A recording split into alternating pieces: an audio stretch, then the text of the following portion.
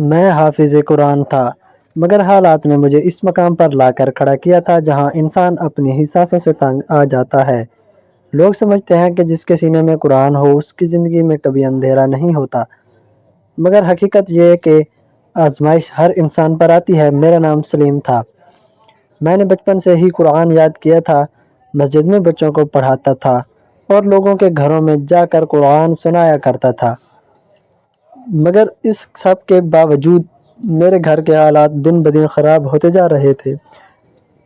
والد کا انتقال ہو چکا تھا، بیماری رہتی تھی، 2 چھوٹے بھائی تھے اور ایک بہن جس کا شادی کی فکر مجھے ہر رات جگا دیتی تھی۔ گھر کا کرایہ، ماں کی دوائیں، قرضے میرے کندھوں پر ایسے پڑے تھے جیسے کسی نے پتھر رکھ دیے ہوں۔ میں نے بہت کوشش کی کہ حالات بدل جائیں۔ صبح مدرسے میں پڑھاتا تھا، شام کو بچوں کو ٹیوشن، کبھی کسی دکان پر حساب کتاب لکھ دیتا، مگر آمدنی اتنی کم تھی کہ مہینے کے آخر میں پھر کسی نہ کسی سے قرض لینا پڑتا۔ جو لوگ شروع میں ہمدردی کرتے تھے مگر آہستہ آہستہ ان کے چہروں پر بھی بیزاری آنا شروع ہو گئی تھی۔ کئی بار ایسا ہوا کہ کسی کے دروازے پر گیا تو اندر سے آواز آئی کہ کہہ دو گھر پر نہیں ہیں۔ ان لمحوں میں انسان کا دل ٹوٹ جاتا ہے۔ ایک رات جب میں گھر واپس آیا تو ماں چپ چاپ بیٹھی تھیں، ان کے ہاتھ میں دوائیوں کی پرچی تھی۔ انہوں نے آہستہ سے کہا کہ ڈاکٹر نے نئی دوائیاں لکھی ہیں مگر پرانی بھی ابھی ختم نہیں ہوئیں کیونکہ ہم خرید ہی نہیں سکتے تھے۔ میں نے وہ پرچی ہاتھ میں لی تو ایسا لگا جیسے کسی نے میرے سینے میں خنجر کھونپ دیا ہو۔ میرے پاس جیب میں صرف چند 100 روپے تھے۔ اس رات میں دیر تک جاگتا رہا، چھت پر لیٹا آسمان کو دیکھتا رہا۔ دل میں عجیب سی تھکن تھی، ایسا لگ رہا تھا جیسے میں زندگی کی جنگ ہار چکا ہوں۔ اگلے دن ایک قرض دینے والا گھر آ گیا اور ماں کے سامنے سخت باتیں کر کے چلا گیا۔ میں نے اماں کی آنکھوں میں آنسو دیکھے تو میرا دل بالکل ٹوٹ گیا۔ اسی شام میں گھر سے نکلا اور بہت دیر تک شہر کی سڑکوں پر چلتا رہا۔ قدم خود بخود ایک اونچی عمارت کے سامنے رک گئے۔ وہ عمارت شہر کی سب سے اونچی عمارتوں میں سے ایک تھی۔ میں نے نہ جانے کیوں اندر جانے کا فیصلہ کیا۔ لفٹ میں کھڑا تھا تو دل کی دھڑکن عجیب ہو رہی تھی۔ اوپر پہنچ کر جب چھت پر آیا تو تیز ہوا میرے چہرے سے ٹکرا رہی تھی۔ نیچے سڑک پر گاڑیاں چیونٹیوں کی طرح چلتی نظر آ رہی تھیں۔ میں آہستہ آہستہ چھت کے کنارے کی طرف بڑھا۔ اس لمحے میرے ذہن میں بس ایک ہی خیال تھا کہ شاید میری موت کے بعد سب کو سکون مل جائے گا۔ ماں کو قرض دینے والے تنگ نہیں کریں گے، بہن کی فکر ختم ہو جائے گی اور میرے بھائی شاید اپنی زندگی خود سنبھال لیں۔ میں ابھی چند قدم دور تھا کہ اچانک میری طرف نظر ایک اور انسان پر پڑی۔ چھت کے کنارے پر ایک عورت کھڑی تھی۔ وہ سفید لباس میں تھی اور اس کے بال ہوا میں اڑ رہے تھے۔ وہ بالکل کنارے کے قریب کھڑی نیچے دیکھ رہی تھی۔ ایک لمحے کے لیے مجھے لگا شاید وہ منظر دیکھ رہی ہے، مگر اگلے ہی لمحے اس نے اپنے قدم ایسے آگے بڑھائے جیسے وہ چھلانگ لگانے والی ہو۔ میرا دل زور سے دھڑکا۔ میں تیزی سے اس کی طرف بھاگا اور اس کا بازو پکڑ کر پیچھے کھینچ لیا۔ وہ چونک کر میری طرف دیکھنے لگی اور مڑی۔ اس کی آنکھیں سرخ تھیں جیسے وہ بہت دیر سے رو رہی ہو۔ میں نے غصے اور گھبراہٹ میں کہا، آپ کیا کر رہی تھیں؟ وہ چند لمحے مجھے دیکھتی رہی، پھر اچانک ہلکی سی ہنسی اس کے ہونٹوں پر آئی، مگر وہ ہنسی عجیب سی تھی، جیسے کسی ٹوٹے ہوئے انسان کی ہو۔ وہ آہستہ سے بولی، جو تم کرنے آئے ہو۔ اس کے الفاظ سن کر میں ساکت رہ گیا۔ میں نے حیرت سے کہا، آپ کو کیسے معلوم؟ وہ کچھ دیر خاموش رہی، پھر بولی، کیونکہ جو انسان اس چھت پر آتا ہے وہ بھی ایسے موسم میں اور اس وقت یا تو وہ پاگل ہوگا یا پھر زندگی سے تنگ ہوگا۔ ہوا تیز ہو رہی ہے۔ ہم دونوں چند قدم دور کھڑے تھے اور نیچے گہری خاموشی پھیلی ہوئی تھی۔ میں نے آہستہ سے کہا، زندگی اتنی سستی نہیں ہوتی کہ اسے ایسے پھینک دیا جائے۔ وہ تلخی سے مسکرائی۔ یہ بات وہ کہہ رہا ہے جو خود یہاں کھڑا ہے۔ اس کی بات سن کر میرے پاس کوئی جواب نہیں تھا۔ کچھ لمحوں کی خاموشی کے بعد وہ آہستہ سے بولی، میرا نام نادیہ ہے۔ میں نے بھی کہا، میرا نام سلیم ہے۔ وہ مجھے غور سے دیکھنے لگی، پھر اس نے یوں پوچھا، کیا کرتے ہو؟ میں نے جواب دیا، میں حافظ قرآن ہوں۔ یہ سن کر اس کے چہرے پر حیرت ابھری۔ حافظ قرآن اور خودکشی میں نے ایک لمبی سانس لی۔ شاید پہلی بار میں کسی اجنبی کے سامنے دل کھول کر بات کرنے والا ہوں۔ میں نے اسے اپنی پوری کہانی سنائی، والد کی موت، گھر کے قرضے، ماں کی بیماری، بہن کی شادی اور وہ بے بسی جو آہستہ آہستہ انسان کو اندر سے کھا جاتی ہے۔ میں بولتا رہا اور وہ خاموشی سے سنتی رہی۔ جب میں خاموش ہوا تو مجھے لگا جیسے میرے سینے کا بوجھ کچھ ہلکا ہو گیا ہے۔ اب اس کی باری تھی۔ نادیہ نے آہستہ سے آسمان کی طرف دیکھا، پھر وہ چھت کے کنارے سے دور جا کر دیوار کے ساتھ بیٹھ گئی۔ میں بھی اس کے سامنے بیٹھ گیا۔ وہ کچھ دیر تک خاموش رہی، جیسے الفاظ ڈھونڈ رہی ہو۔ پھر اس نے آہستہ سے کہنا شروع کیا کہ میری کہانی تمہاری کہانی سے بالکل مختلف ہے، مگر درد شاید ایک جیسا ہے۔ اس نے بتایا کہ وہ ایک بہت امیر خاندان سے تعلق رکھتی ہے۔ اس کے والد بہت بڑے بزنس مین تھے، دولت، گاڑیاں، بڑے گھر، اس کے پاس ہر چیز تھی، مگر چند سال پہلے اس کے والد کا انتقال ہو گیا اور ساری دولت اس کے نام آ گئی۔ میں خاموشی سے سنتا رہا۔ وہ بولی، لوگ سمجھتے ہیں کہ جس کے پاس پیسہ ہو اس کے پاس سب کچھ ہوتا ہے، مگر کبھی کبھی پیسہ انسان کو اور زیادہ تنہا کر دیتا ہے۔ اس نے بتایا کہ اس کے والد کے مرنے کے بعد اس کے کئی رشتہ دار اس کی جائیداد کے پیچھے پڑ گئے۔ کوئی چاہتا تھا کہ وہ اس سے شادی کرے، کوئی چاہتا تھا کہ وہ بزنس میں حصہ دے۔ جب اس نے سب کو انکار کیا تو اس کی زندگی بدلنے لگی۔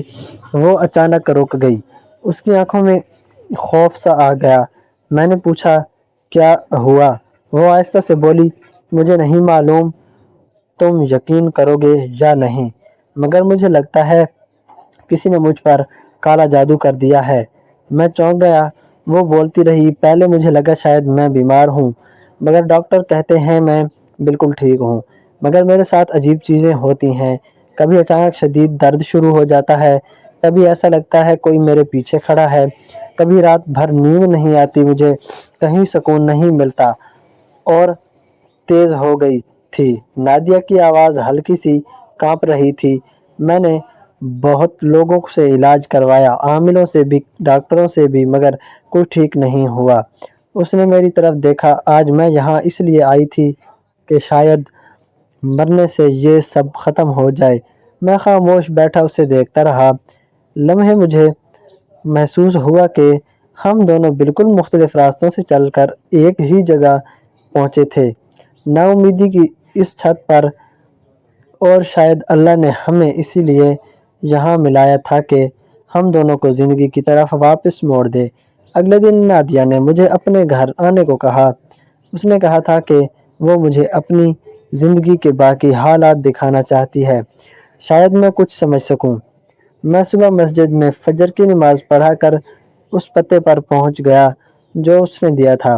میں وہاں پہنچا تو چند لمحوں کے لیے حیران رہ گیا۔ واقعی کسی محل سے کم نہیں تھا۔ اونچی دیواریں، لوہے کا بڑا دروازہ، اندر خوبصورت باغ اور لمبی سی ڈرائیو وے۔ گیٹ پر کھڑے تھے محافظ نے میرا نام پوچھا اور اندر جانے دیا۔ میں آہستہ آہستہ اندر بڑھا۔ باہر کی شان و شوکت دیکھ کر کوئی سوچ بھی نہیں سکتا تھا کہ اس گھر میں رہنے والی عورت اتنی بے سکون ہے کہ اپنی جان دے جا رہی تھی۔ دروازہ کھلا اور نادیہ خود سامنے آ گئی۔ آج اس کے چہرے پر کل کے مقابلے میں کچھ سکون تھا، مگر آنکھوں میں وہی تھکن باقی تھی۔ وہ مجھے اندر لے گئی۔ جیسے ہی میں نے اس گھر کے اندر قدم رکھا تو میرے دل میں ایک عجیب سا احساس پیدا ہوا۔ میں اس احساس کو الفاظ میں بیان نہیں کر سکتا تھا۔ مگر سینے پر ہلکا سا بوجھ محسوس ہوا۔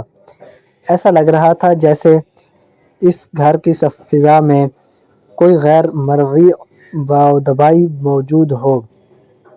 میں نے خاموشی سے دل میں آیت الکرسی پڑھنی شروع کر دی۔ ہم ایک بڑے ہال میں بیٹھ گئے۔ ہر چیز قیمتی تھی مگر اس گھر میں عجیب سی خاموشی تھی، نہ ہنسی کی آواز، نہ کسی خوشی کی جھلک، صرف خاموشی۔ نادیہ نے میری طرف دیکھا اور آہستہ سے پوچھا، تمہیں کچھ عجیب محسوس ہو رہا ہے؟ میں چند لمحے خاموش رہا، پھر سچ بتا دیا، ہاں، فضا میں ایک بوجھ محسوس ہو رہا ہے۔ یہ سن کر اس کے چہرے کا رنگ بدل گیا۔ وہ بولی، میں بھی یہی کہتی ہوں مگر لوگ سمجھتے ہیں میں وہم کرتی ہوں۔ میں نے آہستہ سے کہا، کب سے ایسا ہو رہا ہے؟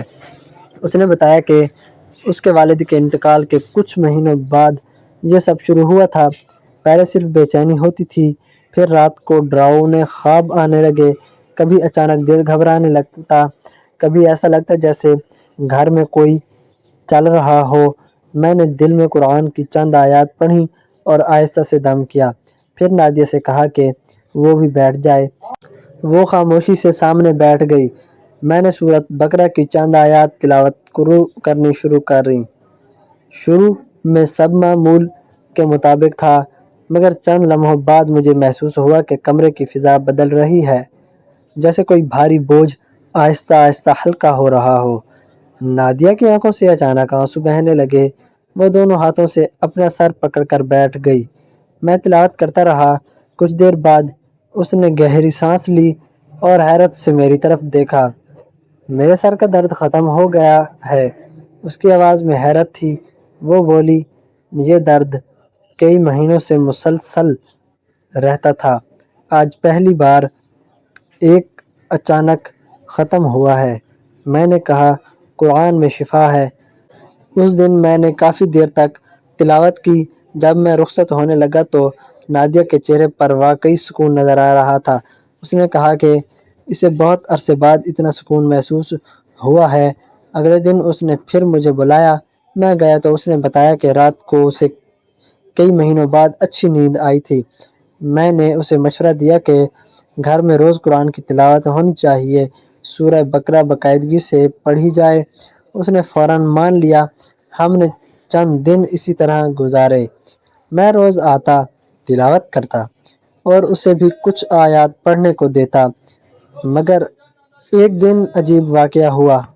میں تلاوت کر رہا تھا کہ اچانک اوپر والی منزل سے زور کی آواز آئی، جیسے کوئی بھاری چیز گر گئی ہو۔ نادیہ گھبرا گئی۔ ہم دونوں اوپر گئے تو دیکھا کہ ایک پرانا صندوق الٹا پڑا تھا۔ جب ہم نے اسے سیدھا کیا تو اس کے نیچے سے ایک چھوٹا سا کپڑے کا تھیلا نکلا۔ میں نے تھیلا کھولا تو اندر عجیب سی چیزیں تھیں، کچھ کاغذ جن پر نام لکھے تھے، چند سوئیاں اور بالوں کی لٹیں۔ میرا دل دھڑک اٹھا۔ میں نے فوراً آیت الکرسی پڑھنی شروع کر دی۔ نادیہ خوف زدہ ہو کر بولی، یہ کیا ہے؟ میں نے سنجیدگی سے کہا، یہ واقعی جادو کے آثار لگ رہے ہیں۔ اس کے چہرے کا رنگ اڑ گیا۔ تو پھر واقعی کسی نے میرے ساتھ۔ میں نے اسے تسلی دی، ڈرنے کی ضرورت نہیں، اللہ کا کلام ہر چیز سے طاقتور ہے۔ ہم نے وہ تمام چیزیں اکٹھی کیں اور انہیں ختم کر دیا۔ اس کے بعد میں نے کافی دیر تک قرآن کی تلاوت کی اور گھر میں دم کیا۔ اس دن کے بعد جیسے اس گھر کی فضا بدلنے لگی، نادیہ کی بے چینی کم ہونے لگی، اس کے چہرے پر رنگ واپس آنے لگا۔ وہ اب پہلے کی طرح خوف زدہ نہیں رہتی تھی۔ چند ہفتوں میں وہ بالکل مختلف انسان لگنے لگی۔ ایک دن وہ میرے سامنے بیٹھی مسکرا رہی تھی۔ وہ بولی، مجھے یقین نہیں آتا کہ میں وہی انسان ہوں جو اس عمارت کی چھت پر کھڑی مرنے والی تھی۔ میں بھی مسکرا دیا۔ وہ آہستہ سے بولی، اگر اس دن تم مجھے نہ روکتے تو شاید میں آج زندہ نہ ہوتی۔ میں نے کہا، اور اگر اللہ نہ چاہتا تو ہم دونوں اس چھت پر ملتے ہی نہیں۔ کچھ دیر خاموشی رہی، پھر وہ بولی، میں نے سوچ لیا ہے کہ اب اپنی زندگی صرف اپنے لیے نہیں گزاروں گی۔ میں نے حیرت سے پوچھا، کیا مطلب؟ وہ بولی، اپنی دولت سے ایسے لوگوں کی مدد کرنا چاہتی ہوں جو تمہاری طرح مشکلات میں ہیں۔ یتیم بچوں کے لیے مدرسہ بناؤں گی، غریبوں کے لیے ہسپتال بناؤں گی۔ اس کی آنکھوں میں اب پہلی بار امید نظر آ رہی تھی۔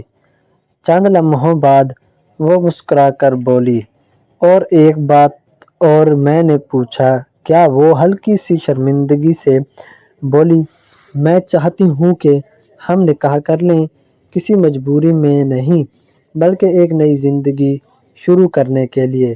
میں کچھ دیر خاموش رہا، پھر میرے ذہن میں ماں، بہن اور بھائیوں کا خیال آیا۔ میں نے آسمان کی طرف دیکھا اور دل میں شکر ادا کیا۔ کل تک میں اس عمارت سے چھلانگ لگا کر زندگی ختم کرنے چاہتا تھا، مگر آج اس زندگی نے میرے لیے ایک بالکل نیا راستہ کھول دیا۔ دوستو، کیسی لگی آپ کو ہماری کہانی؟ کومنٹ باکس میں اپنی رائے کا اظہار ضرور کریں۔ اچھی لگی ہو تو ویڈیو کو لائک کر دیں اور ہمارے چینل شعیب سٹوریز کو سبسکرائب کر دیں۔ ملتے ہیں کل نئی کہانی کے ساتھ، تب تک کے لیے اللہ حافظ۔